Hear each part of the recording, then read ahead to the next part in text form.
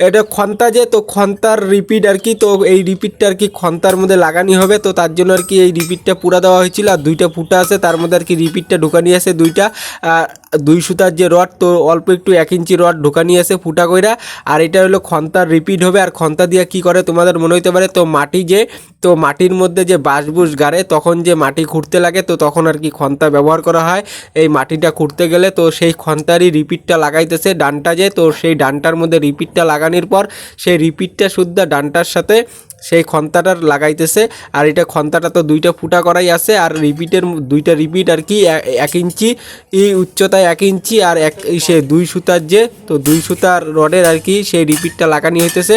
আর শক্তমক্ত করে যেহেতু লাগাইতে লাগবে রিপিটটা, না হলে মাটি খুঁড়তে যে অযথায় আর কি খুলতে পারে, রিপিটটা খুলে যেতে পারে, বা রিপিটটা খুলে গেলে আর কি মাটি খুঁড়তে পারবে না ঠিক মতন। তার জন্য আর কি রিপিটটা শক্তভাবে বাড়ি বুড়ি দিয়া দুইটা রিপিটই আর কি একদম সমান করে একদম ভালো করে ফ্রেশভাবে লাগানি কমপ্লিটলি হয়ে গেল। হাতুর দিয়ে বাড়ি মাইরা জোরে জোরে বাড়ি মাইরা সেই রিপিটটা বসাইতে লাগে। এই যে রিপিটটা যে, এই রিপিটটা যদি শক্তভাবে না লাগানি হয়, তাহলে খন্তা দিয়ে যখন মাটি মুটি খুঁড়া হয় তখন আর কি রিপিটটা আর কি অযথাই আর কি তাড়াতাড়ি খুলে যাবে আর ঠিক মতন আর কি মাটিও খুঁড়া হবে না আর কি। তো তার জন্য আর কি এই রিপিটটা যে, এই রিপিটটা একদম শক্তভাবে ভালোভাবে লাগানি হয়।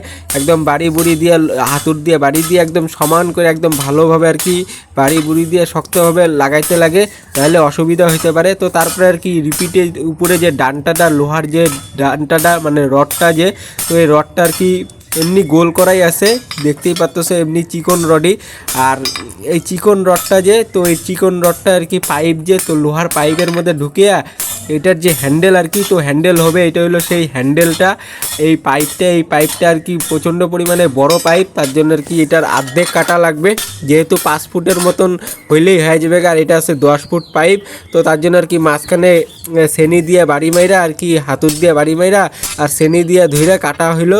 তো রডটা কাটার পাইপটা যে, তো 1/2 ইঞ্চি পাইপ এটা। তো পাইপটা ফাইনালি কাটার পর তারপরে পাইপের ভিতরে গুঁড়া ছিল, লোহার গুঁড়া, যেহেতু পুরানা পাইপ, তো বাড়ি বুড়ি দিয়ে সেই গুঁড়াগুলা, লোহার যে গুঁড়াগুলা পাইপের ভিতরে ছিল, তো সেইগুলো আর কি বাইর করা হইতেছে। তো তারপরে আর কি এই লোহার যে পাইপটা আর কি 1/2 ইঞ্চি, তো এই পাইপটাই আর কি এই খন্তার যে ডানটাটা হবে, এই খন্তাটার ডানটা হবে এই পাইপটা আর কি। তো তার জন্য আর কি পাইপটা প্রথমে আর কি পুরা দিল, পুরা দেওয়ার পর ওইটার মধ্যে আর কি বড় ধরনের একটা ব্যানা ঢুকে ওই ফুটাটা আর কি বড় করলো, আগুনে পুরায়।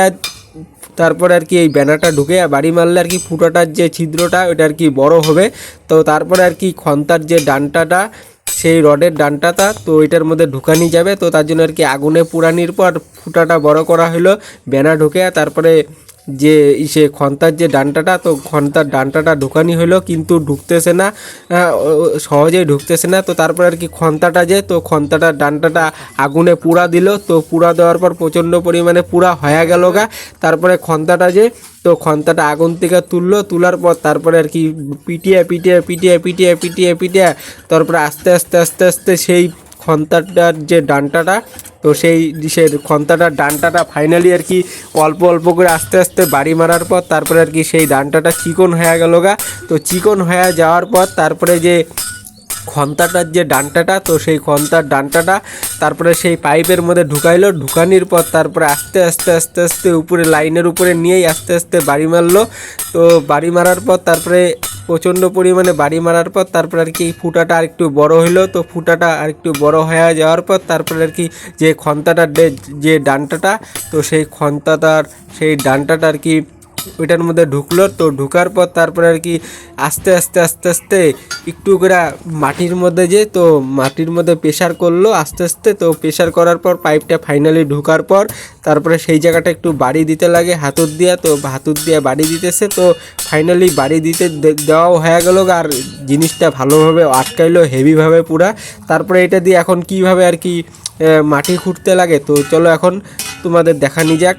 কমপ্লিটলি এটা লাগানি হয়ে গেলো, ডানটাটাও লাগানি হয়ে গেলো। তো তারপরে আর কি এটা দিয়ে মাটির মধ্যে এরকম করে